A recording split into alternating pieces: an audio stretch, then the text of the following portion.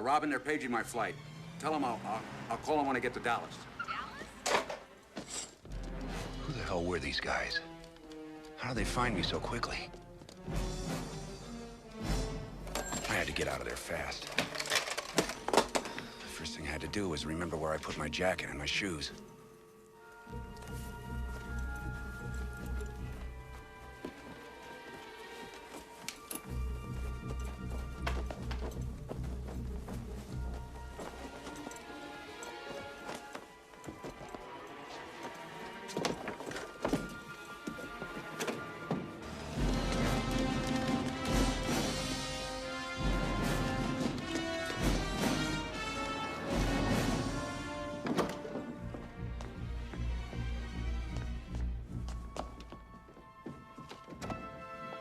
Get that thing low so when I mark him, you don't get off a headshot.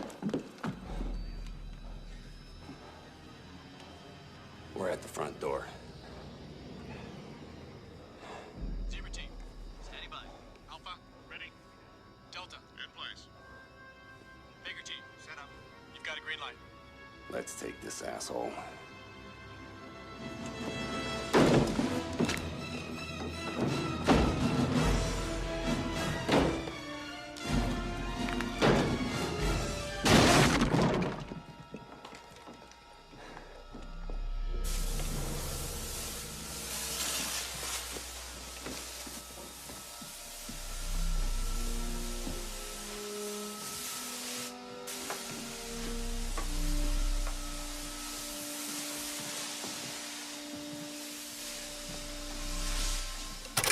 Chevy Chase the problem there? I mean, Chevy Chase has been the problem on a lot of things, but was he the problem with that movie?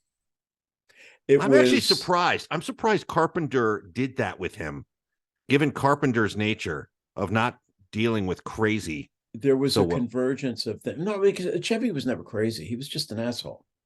Well, that's what I mean. But excuse my there was a terminology. Convergence of things there. You had Sam Neill in it. You had Daryl Hannah before she destroyed her body with the surgery and the implants and all that stuff. But you also had, it was heavily laden with visual effects. And at the time, everybody wanted to get visual effects under their belt so that when they would go in to a studio for an interview, what have you done with visual effects and stuff? It's not enough to go up to ILM and get an education. Although we all did.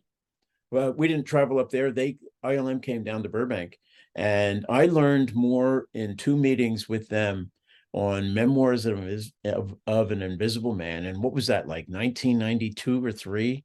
We're talking about 30 years ago.